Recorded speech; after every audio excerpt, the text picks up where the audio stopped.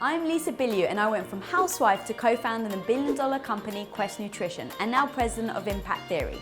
Our mission with this show is to empower you and all women to recognize you really can become the hero of your own life. Welcome to Women of Impact. What if I told you Wonder Woman's badassery was possible? That her strength and resilience we also admire is actually attainable for the likes of you and me. But unlike Wonder Woman, we don't need 6 goddesses from the Greek pantheon to create us. Would you believe me? Well, don't take my word for it. Today's Women of Impact has dedicated her life to teaching and demonstrating that resilience is not something we're born with or without, but rather a skill we can cultivate. You see, with a master's and doctorate degree in clinical psychology, today's guest realized that society's obsession with happiness is actually leading us astray. It's focusing our attention on our shortcomings. But, if we can shift our perspective, if we can recognize that happiness requires us to see challenges as opportunities, that requires us to discover emotional strength during times of struggle, that requires us, like Wonder Woman, to become resilient, then we can truly be happy. So, with a sharp focus on the how as well as the why, she went on to write the smash hit 21 Days to Resilience, how to transcend the daily grind, deal with tough stuff, and discover your strongest self. Reaching #1 on Amazon with publications in 5 languages, it's safe to say she really is spreading her message far and wide. From appearances on The Doctor, Good Morning America, and Dr. Oz Show, as well as contributing editor for Cosmo and People, she puts a strong emphasis on mindfulness-based cognitive therapy and focuses on actual tactics we need to develop in order to become resilient. With leadership seminars, hosting mental fitness boot camps, and with corporate clients lists that include Victoria's Secret, Adidas, and Coca-Cola, this woman is giving out so many tools for your tool belt that's even making Tim Allen jealous. So guys, please help me in welcoming the woman who, along with the Jump Foundation, is bringing resilience programs to youth worldwide.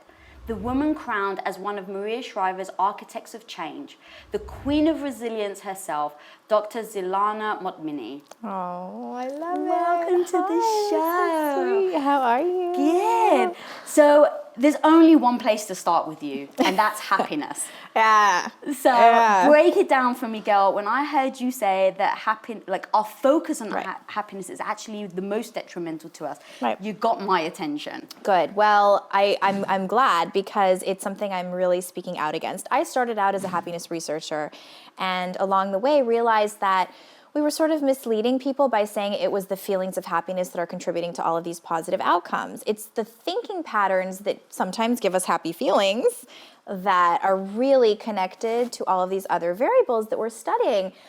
So it's misguided. If we anchor our goals in a fleeting feeling, we set ourselves up for failure. And I see so many people, so many clients and so many, people in my talks who just want to be happy all the time. And they're so miserable. And, I started to think about then, well, if it's not happiness, what is that sort of magic tool, magic piece? And I started to look at, the most successful, content people I know. And it's not happiness at all that makes them who they are. It's that they are content and in a place of success, not in spite of their hardships, but because of them.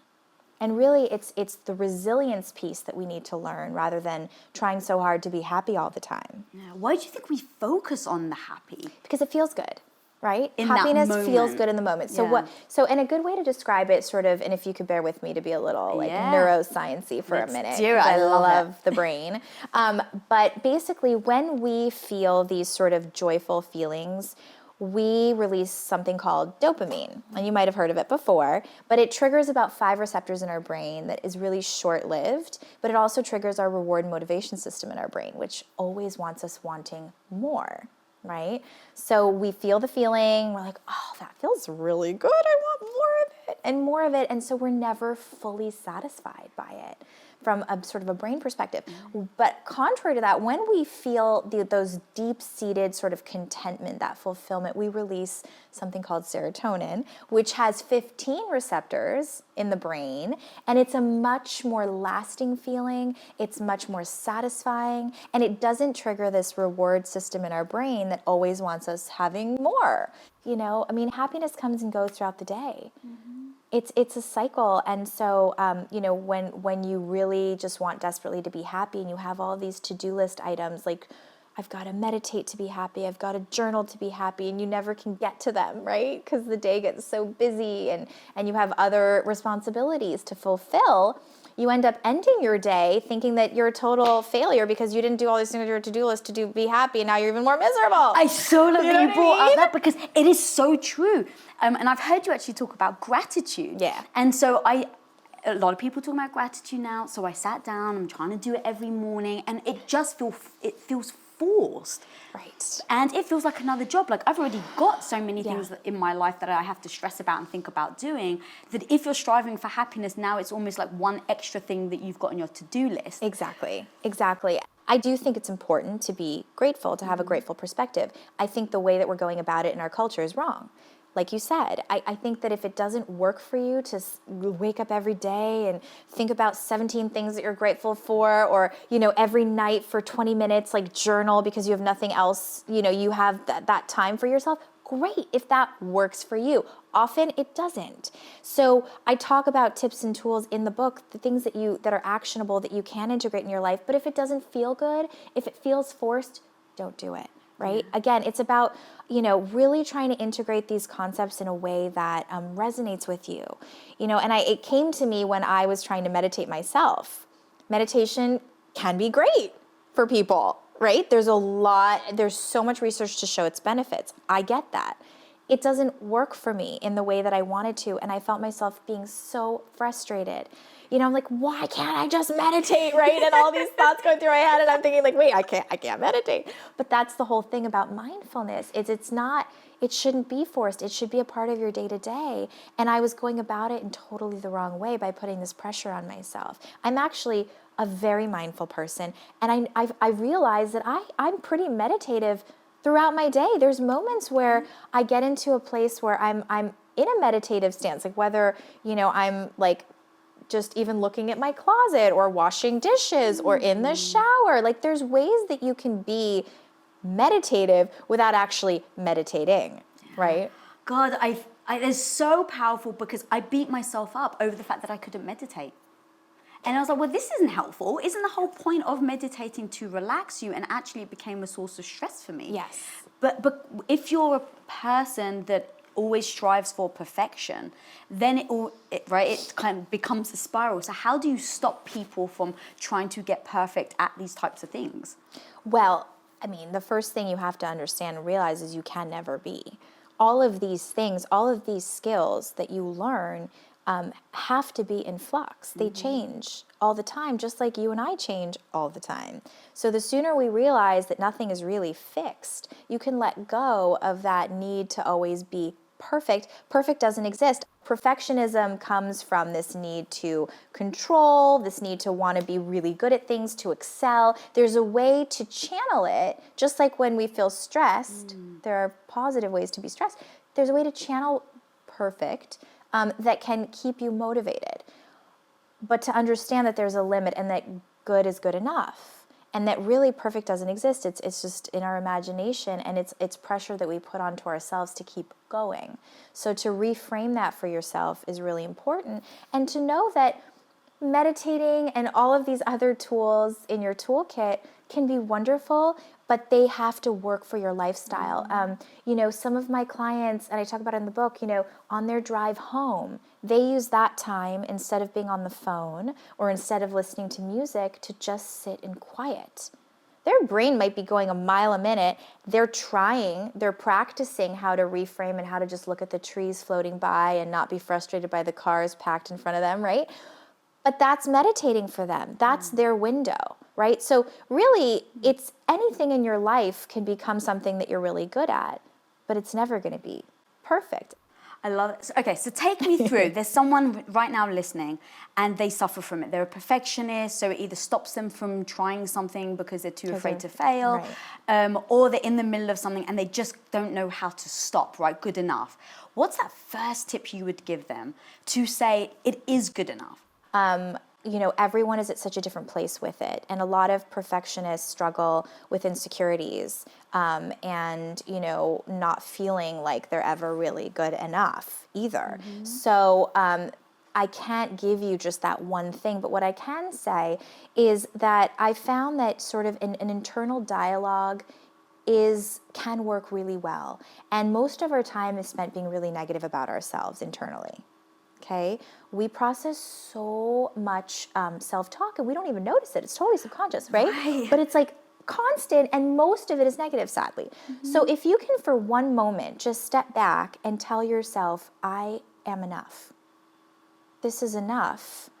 And just honestly repeat that, as awkward as it's going to feel at first, your brain will slowly shift into believing it. And I remember even with this book, I kept telling my editor, my publisher, like, okay, give me one more week. I need one more day. Because you were struggling with perfection. I kept feeling like, okay, I need to tweak this and da-da-da-da. And it kept shifting for me, and I kept having like these sleepless nights. Oh, I forgot to include this, or I want to include this, or I want to say it a different way. And I remember my editor saying to me, just rip off the Band-Aid. Like, it is an awesome book. Like, you've done it. You're done, right? So another tip is, you know, really reach out to someone you trust, who can be an honest, you know, someone honest, who can open up some of your blind spots too, if you have them. We all do. To say to you, like, it's enough. It's good. You're good. You're done. Right? In that moment too. That can be really helpful, because most perfectionists don't like to seek help from anyone. Yeah. That's interesting. Right? Very true. It's very hard. And in our society, it doesn't really encourage that either. We're sort of encouraged to be independent and not like rely on anyone, which I think is sad. It's not the way humans are meant to be. It's not how we optimize our mental well-being, or any well-being for that matter. But yeah, those are just some tips and tools. Yeah. That's awesome. I remember being in a situation where I just couldn't let go. Adding a bit more, do it a bit more. And my husband turned around to me and he's like, you're never done. Yeah. And actually I was like, wow, you're right. I'm never going to be done. It's exhausting. It is. But almost recognizing that you could keep going, because like you said, perfection doesn't actually exist. No, it's a journey. Yeah. It's a process. And really, you know, when we say we want it to be perfect, what we're saying is we want to keep working on this. Yeah. We like this, or something about it is calling us. So what about what you're doing is resonating with you? And so letting that have an end, and then moving on to something that's maybe related, or something similar but different, right? That you can still keep holding on to that, you know, those interesting, whatever it's coming up in you, but shifting, you know, to a different gear. That's so powerful, identifying what it is about it that is giving you some form of satisfaction that's making you not allowing you to let go. Right. That's strong. Right, because what's important to understand is that perfectionists, you know, who keep working on things and can't let go, it seems like a negative experience. It seems to be, right, exhausting, frustrating, you know, oh, I just want to get it right. But really, if you go under the layers, if you peel the onion and get to the core, you're holding on to it for a reason. Oh my God, I love that so much. Okay, so let's talk about challenges and how if you can see it as a positive, can actually change everything. Yeah. Because so many people, they find a problem and they just stop. Yeah. It's like, well, I can't do that because of this. And that's where they end up, I think, derailing on their goal. But you say it's like a great thing that can happen. Oh yeah, challenges, I mean, mistakes are exciting. And challenges are part of the growing process, the growing pains of life. So the sooner we can recognize the opportunity within our challenges and failures, the sooner we bloom, right? So I really encourage people to invite challenge into your life in some way. Of course, I'm not talking about, you know, life-threatening challenges. I'm talking about knowing who you are and knowing how to implement certain things bit by bit that make you work and strive towards something, that make you uncomfortable, so that you can grow and strengthen from it. I always say, like, you know, if you think about physical therapy, for example, if you break a limb or someone has a hip replacement, they never say to you, like, go lie in bed for 5 months and you'll be fine. Like, you'll just get up from that bed and walk. You'll be great. Yeah. Nobody ever says that, right? What do they say? You need to start moving when it hurts the most. Like, the minute it happens, get on that floor and start doing push, like, you know, whatever. You have to activate the very thing that is broken or that hurts. There's a reason for that. So you get stronger. And the same, our brain works the same way. So if you can challenge yourself appropriately, invite things into your life that make you uncomfortable, you give yourself the opportunity to grow and to strengthen. And, you know, with challenges, a lot of it is really perception, because what you believe becomes your truth. Yeah. It becomes everything. So if you can approach a challenge as something that, yeah, it's difficult, sure. It's going to be hard. It might even hurt. It might be painful, emotionally, physically, whatever it is. But you're going to grow, you're going to problem solve, you're going to work through it, versus a challenge being a threat. Right? That's two very different perspectives. And what happens with the human body when it's threatened, right? Fight or flight. Like, our brain seizes up. We don't know who to call. We don't know what to do. We aren't clear in our thinking process. It's a very different experience. And that's why you have two people who are dealt with the exact same situation and who handle it very differently. Perception is everything. Right. I really do believe that. Right. So how do you get someone to make that shift when it doesn't feel real to them? Yes, because a lot of people are used to negative thought processes, right? And, you know, and I think the reason for that is because they have allowed the emotion attached to their thought to consume them. Right. And they're afraid, right? And so, you know, when you're able to see an emotion for what it is, to look it almost in the face and say, like, fear, I see you, or jealousy, I get that, you're there, you give it less power over you, right? When you see it for what it is. So when you're able to detach yourself from that emotion, feel it, certainly, don't run from it. That's another reason why people can't change their lens with which they see their world. Because they run from it. Because they run. Lean into it. Like, Right. accept the feelings. Our culture is so afraid of the negative. We're trained to just always want things to be great and things to work out and our jobs to make us happy and our marriages to make us happy and all our kids to be everything happy, happy, happy. That we have, like, become, it's not even human. We have to feel the negative. I mean, if you're always happy, there's something really wrong. Right. Right? So feel the feeling, you know, do whatever you need to do to see it for what it is.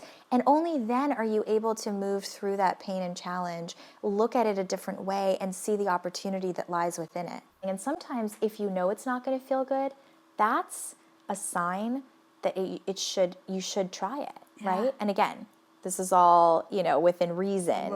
Right. But sometimes, like, let's say in a relationship, for example, you know, whoever your partner is, you're dating someone and there's something you're really interested in about that person, but it's uncomfortable to you. Maybe you should spend some more time with them instead of running away from the relationship. Maybe that person is going to open up a whole world in you that you don't even know existed, a different part of your personality that you've been so afraid of tapping into, right? Not all discomfort is bad. Yeah. It can be really, really positive. Do you know who Wim Hof is? No. The Iceman? No. So he basically ran a marathon in the I've heard Arctic of- without yeah, his shirt, no shoes and everything. And he came on our show and he was talking about a 30-day challenge where you basically take a cold shower straight. Yeah. And the first thing I was like, I'm not doing that. That sounds like it sucks. And then immediately I said, that's why you have to do it. Yeah. And every morning, I've been doing it for 30 days. I'm up to like day 25. Good for Every you. morning, I'm like, this sucks. Why are you doing this? And I'm like, I'm reminding myself that because I don't want to do it, I force myself to do it. Right. And you're training yourself also to be flexible. Right. Which is a huge part of the resilience process. And I talk a lot about flexibility in my book and how to actually train yourself to be flexible. I think it's actually one of the core principles of resilience is being able to pivot, whether it's because, your schedule has changed or something has gone off or it's not exactly as you expect it to be, right? There's so much in life that happens that you're not prepared for. And to be able to have the cognitive and emotional flexibility to be able to pivot, problem solve, and think of something new and build on that is critical. Get out of your routine. Do something totally different for a little while. If every single morning you wake up and take a shower, next morning, don't do it. Take a shower in the afternoon. See what happens. But how do you? Okay, that's great. You know what I mean? Like literally, take little things and shift them for yourself to get out of the rut. Right. Yeah. How do you do that when you have kids? Kids train you to be flexible. Oh, I guess that's true. Yeah, I mean, they've taught me things. They've had me practice things that I couldn't just engineer for myself because nothing ever goes as planned. Okay, like what? Kids.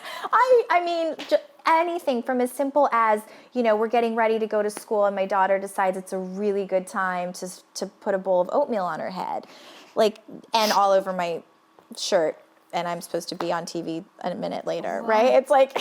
Really? So you're forced to pivot. So many things pop up throughout the day that you just can't possibly be prepared for. So you're trained, as a parent, you're just kind of like, all right, let's figure it out. Let's figure out how to do this. Let's pivot. That's so interesting. As someone who doesn't have kids, my mind went to I would think okay, my kid has to eat at 6 o'clock. Okay, well, so I would think it was super regimented. So it is. So what I'm talking. So yes, I'm big into schedules with my kids, and I think people need routine to function. I think routines and schedules are wonderful, especially for young children, to give them a sense of comfort. They know what's coming up. They know what's expected of them. What I meant is when there's a shift in routine, being able to kind of be flexible is critical, and to teach your kids to do the same in the right way so that it doesn't freeze you and create all sorts of issues in the future. But within those routines, you have to be ready for a lot to happen. That's what I find fascinating because it's I feel like, do I go down one path or the other? But it's actually both. It's always both. Yeah. And to practice flexibility, break the routine a little bit sometimes too. I was noticing my son is very into the rules and routines. And so I decided one day, instead of doing what we normally do when he gets home from school, I just kind of shifted it and did something different with him, and he was super uncomfortable with it, which let me know that it's even more a reason to do this and to practice this with him, right? So, and it was fun, and he enjoyed it, and I think it's kind of helping him be more comfortable with that. Yeah. Talk to me about how I found this so fascinating. So your notion on feelings we just spoke about, you have to allow them to feel, and being a parent and implementing that with your kids. Talk to me about that, because I found it so fascinating. So with children, and I do a lot of talks and seminars on this as well, because everyone's like, oh, I just want my kids to be happy. Really? Do you? Because if they're always happy, that's a problem. They're not going to always be happy. So if that's what you want for them, you're always going to be left, yearning for that. And that's going to make them feel like they can't really do what you want of them, right? That's interesting. Just like I say to parents, when you are constantly fixing things for your children or problem solving for them, you are telling them that they are not capable of it themselves. And that's a much, much harsher sentence than just doing it for them, which, they should practice all the things that you're doing for them anyway. But it's also destroying their confidence, right? And their sense of self-worth. Explain that a bit, because it's so powerful. So when you tie your child's shoe, for example, super simple, but when you do it because you're running late, you're not only doing it for her and she's not getting the time to practice tying her shoe, she's also learning that you don't think she can. And that's really, really powerful. And as they grow, bigger things will happen. And if you are the one that puts the call into the teacher because she's unhappy about something, again, you are telling her that she is not capable of having a voice and advocating for herself. If you are the one helping her with homework because she can't finish her project in time, you are telling her that she isn't smart enough, or she can't challenge herself enough, or she can't practice enough to get good at something. And we do this in our relationships too. I mean, forget children, like if you don't have children, I mean, even in our relationship, if you are constantly telling someone what to do and how to do it, you are telling them that they're not capable, and eventually they won't be capable, right? So, so it's really critical to let our children do what they need to do to practice life. Was that easy for you to do? No. Okay, so It's the hardest thing ever as a parent. It is so hard to watch your child be uncomfortable, right? To struggle. It's innate. It's like a knee-jerk reaction to want to protect them, to want to do things for them, right? Yeah. So, you know, I even catch myself. It's like, he forgot his lunch at school. Oh my God, I need to bring it to school. He's going to be so hungry. He's never going to forget his lunch again if I don't bring it to school. I love that so much, yeah. If he's the only one sitting there starving, we won't starve, by the way, it's one line. Right. But I'm looking, it's like I always remind myself it's the bigger picture, right? If he forgets his homework, I am not going to bring it to school.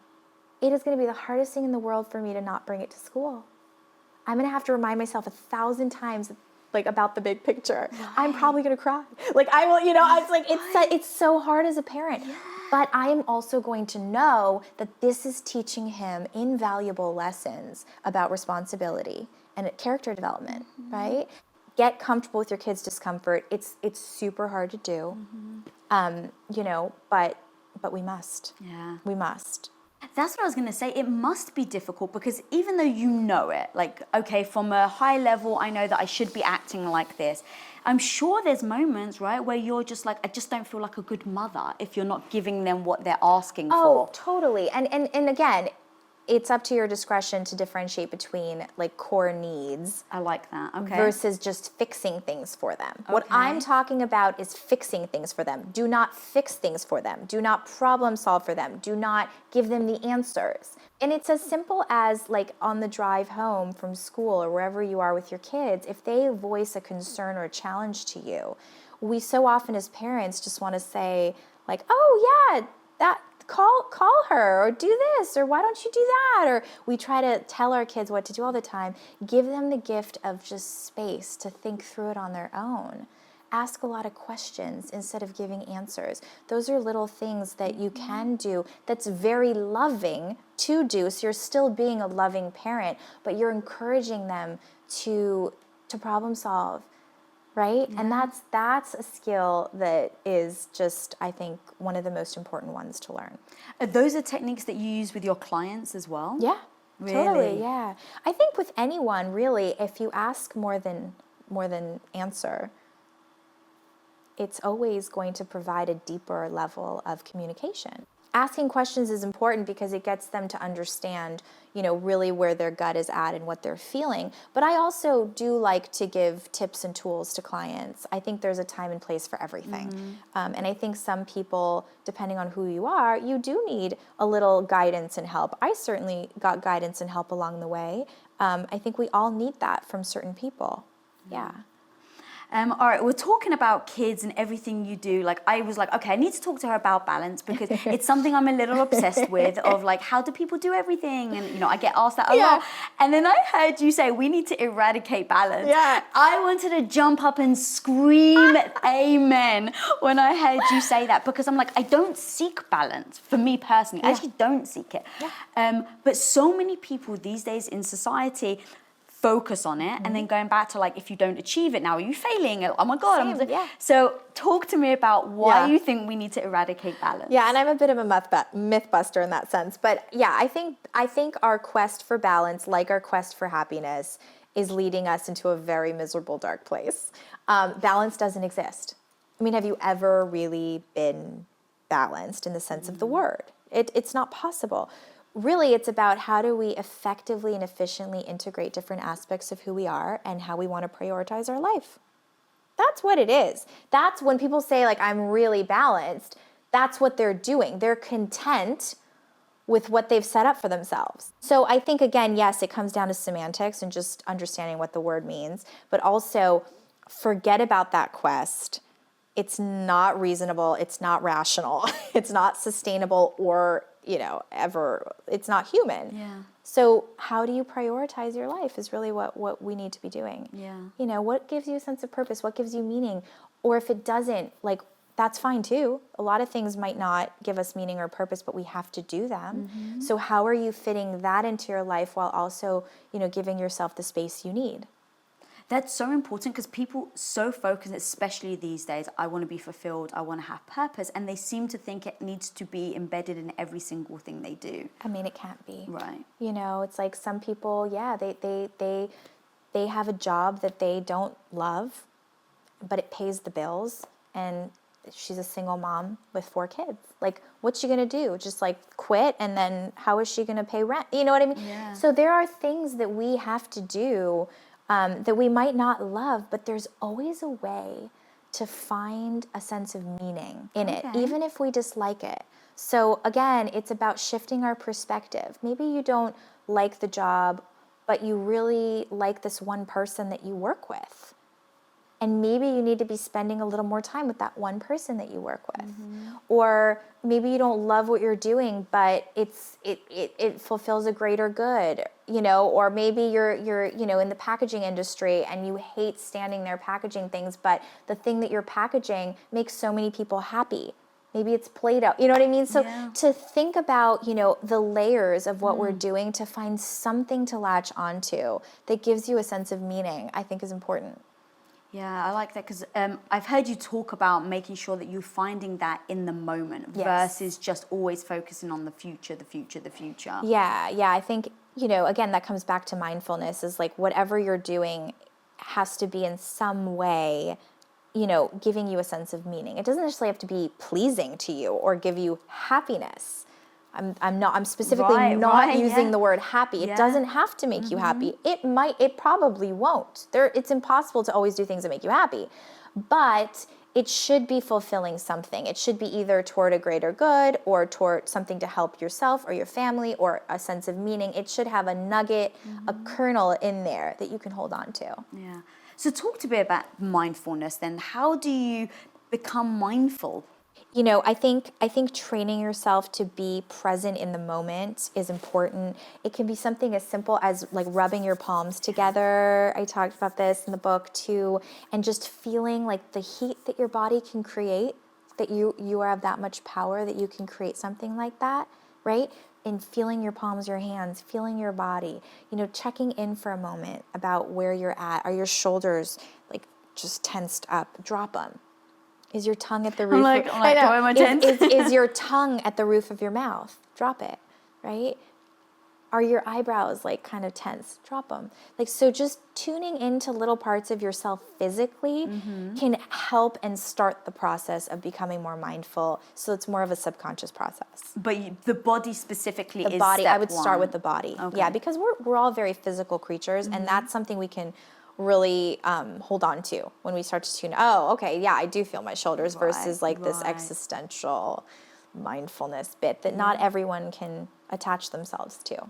Yeah. Dealing with the body and let's say like nutrition and working out, things like that. I know that you really found, you studied that and were fascinated by how that then affects people as humans, how we act. Yeah. Talk to me about that and what things as a takeaway, if someone had to put, let's say 2 or 3 things in their day now to improve their life and decision making and things like that, what could they do? My initial research sort of back in the day was connecting the dots between what we eat and how we feel. And there's a huge connection there.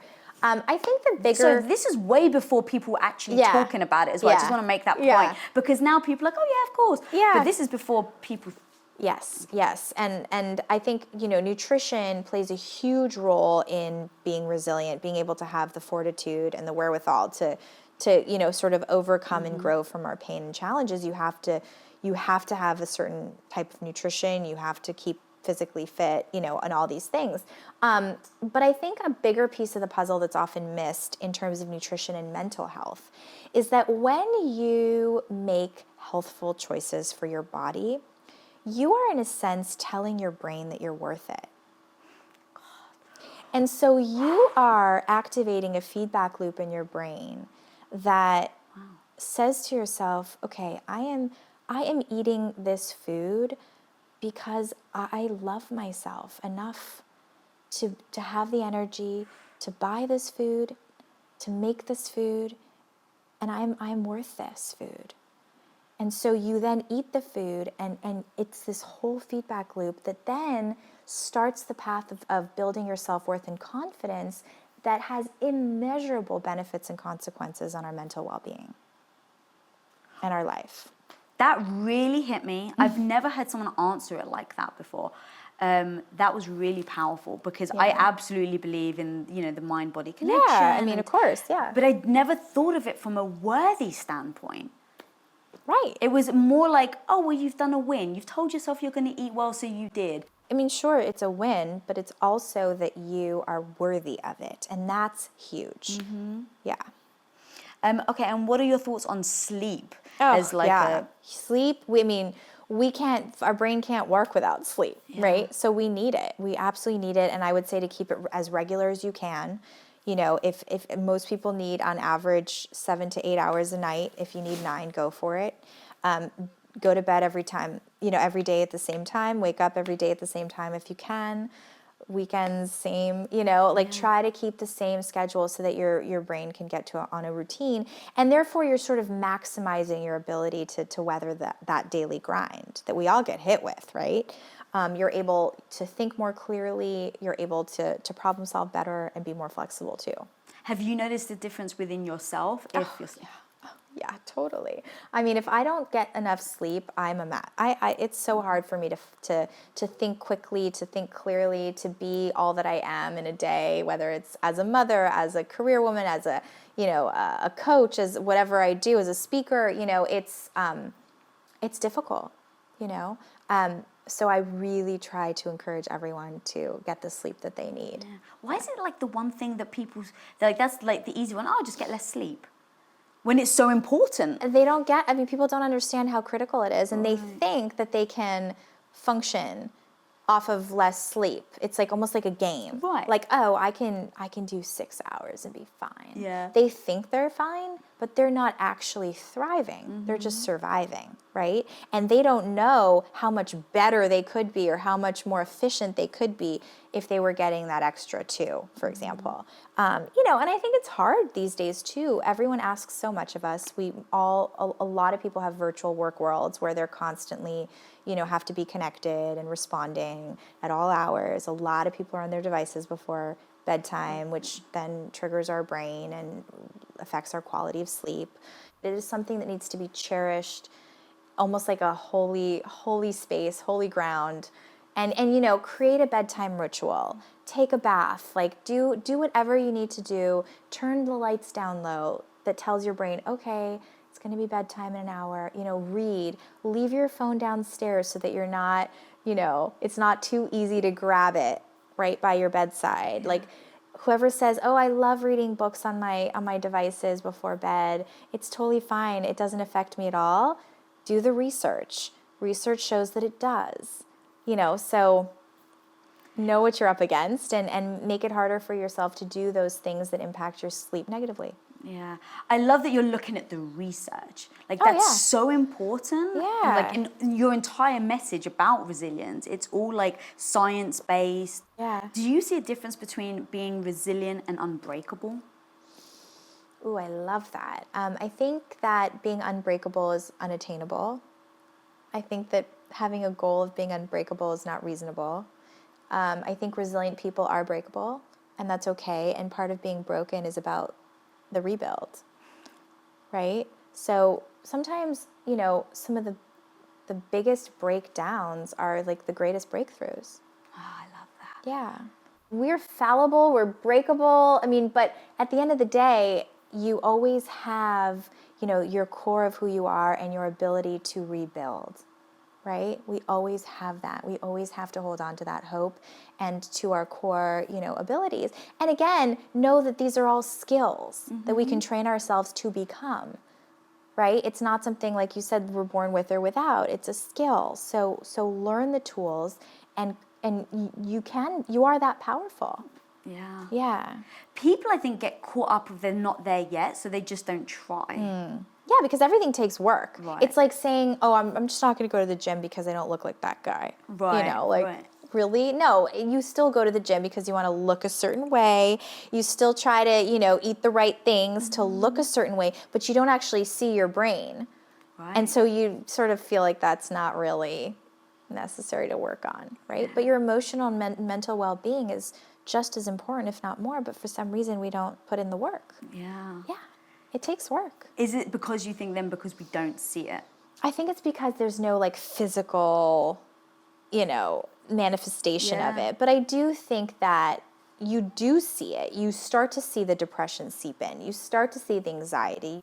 Unfortunately, it's when you start seeing those things that you realize you need the help and the work. But what I advocate is to do it much before you start to see those symptoms, right?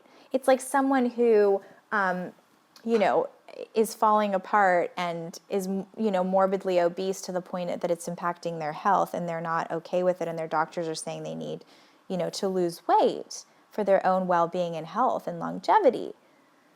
That's not when you should start trying to be healthy, right? So your brain works very much in the same way. Don't wait. Don't wait. And it's not to say that all of us are going to get to that like morbid place. Yeah. But, you know, this requires daily work. You're worth that effort, right? Yeah. It's a preventative sort of, you know, and we all want to feel good, right? So do what it takes, and really what it takes is to train yourself to become resilient. And that's what, you know, the work I do. Yeah. So you just said like everyone wants to feel good, which is 100%. Yeah. And at the same time, you say people need to sit in the discomfort. Yes, they do. And how do you do both? You knowing that sitting in the discomfort is toward making you feel good. It's just part of the process. Right. It's like, you know, the roller coaster is going to end at some point, but you're still on it. And going down like really doesn't feel good, but then the going up is like jittery because you know it's about to go down later on. I mean, that's life, right? Yeah. You know that just when you're doing awesome, like there's gonna be a dip, right? And you just you've got to enjoy the ride, Right. right? Yeah. So it's like, even though you feel the pain and there's negative and there's challenges, like you're still in it, and you're still you, and you're gonna get through it, and you're gonna grow and strengthen. Right? But within that is going to be a little pain, and that's Yeah. normal. Yeah, I love the notion of failure and the fact that like if you fail, it doesn't make you a failure. Yes. And I heard a quote recently about somebody asked Edison, you know, how did you feel about your 1,000 failures? And he's like, there weren't 1,000 failures, there were 1,000 steps. 100%. And I was like, oh my God, Yeah. that's so true. And it just Yeah. reminded me of you, of saying like, stop looking at the negative and just look at it. How do you spin it? Going back to Or perspective. look at it for what it is. Right. And ask and answer the right Right. questions. Look for the opportunity within the failure. There's always something that was missed. You know, like Play-Doh started as a wallpaper cleaner. Like it was Really? not, you know what I mean? Like Viagra was never meant to be what it is. That's true. I mean, all these, like, the greatest inventions in the world never really started out the way they were, like, they ended up, right? Yeah. So there's always something, there's always a nugget of gold within that, and to look for that. But to do that, you have to be objective. And that requires to tease away the emotion, right? And so how do we do that? We look at, we feel the feels, right? We Yeah. feel the feeling first so that we can become more objective. We know that failure hurts, that there's like ego involved there, that you want to push it away, but we're not going to, because we want to become more objective, right? I think it's sad what happens in our culture with failure. When we're little, failure is awesome. We're like, yay, you can do it. Like, you're almost walking. Oh, you fell, woohoo, right? We celebrate it as a growing opportunity. Of course she's going to learn to walk. And we're excited that she's falling because we know that within the falling, she's going to learn balance. But as we grow, we don't celebrate our failures in the same way. Yeah. And there's something really unfortunate about that. Yeah, I know. I try to almost like, if I fail now, tell myself, well done, Lisa. Yeah. I just give myself like the own pat on the back. Yeah. Because it's easy to go to the negative. It is. And it hurts. Like our ego is Yeah. affected. And we're like, oh, that doesn't feel good. Yeah. I don't want to admit that I did something wrong. Yeah, like, exactly. really? Me? No. Yeah. Right? But within that, it's like, oh, okay. what have I learned? Like, what was I surprised by? What went right? What didn't go right? Who should I have turned to for help? There's so many things that you can ask yourself to learn and to grow from that failure. What's the one thing that has impacted you personally the most in order to gain resilience? Like, what's the one thing, the biggest thing you had to change that impacted you? I think like my tendency to be perfectionist, to Really, always that's- want to do really, really well. I think that was also, part cultural. I come from a Russian upbringing that, really expected excellence, which I'm very grateful for. But I also feel like within that there were expectations that I sort of always wanted to be at a certain level, and that's not sustainable. Yeah. So I think working through that as an adult has been really beneficial for me, and sort of been the work, like the big work that I do for myself. But I think there's so many things. There's so many little things along the way that we can all sort of work on at different times of our lives too. So we're all a work in progress. I love that. Yeah. Where can people find you online? Where can they find this book? Because it is absolutely phenomenal. Thank you. Where can people go and get it? 21 Days to Resilience is found anywhere books are sold. So Amazon, Barnes & Noble, anywhere. And drzelana.com is my website. So you can read more about me, contact me through there. At Dr. like dr.zelana for Instagram. So you can check me out on socials and stay in touch. And the website is drzelana.com. And my final question, what do you consider your superpower to be? I love that question. I would say that my superpower now is being a problem solver. Bam. I'm grateful for that I've trained myself to have that ability to, really think through things. And I'm sort of, even as a kid, I always wanted to fix things, and that's actually gotten me into trouble too, because not everything or everyone can be fixed, right? Well, guys, you've got to go check out this woman's book. Hopefully this was like a small little snippet of what she's all about. When she came on my radar, the thing that I found the most fascinating is there's no BS behind her. Like, she's like, if you want to do X, you have to do Y. And she's giving you the lessons and the tips in order for you to go out and do that. And then it is on you to go and execute. So guys, when I say you can be the hero of your own life, I really genuinely mean it. And this woman's book is literally like the guide on how to do that. So go check her out. Go check out the book and her Instagram and her website. Website's beautiful, by the way. You've got to go check that out. And if you're not following me, follow me at Lisa Bilyeu. Click that subscribe button if you're not already subscribed. And until next time, go be the hero of your own life. Peace out, guys. Thank you. What up, guys? Lisa here. Thanks so much for watching this episode. And if you haven't already subscribed, click that little button right in front of you. Click, click, click away. We release episodes every Wednesday, so be sure to get notified. Till next time, go be the hero of your own life.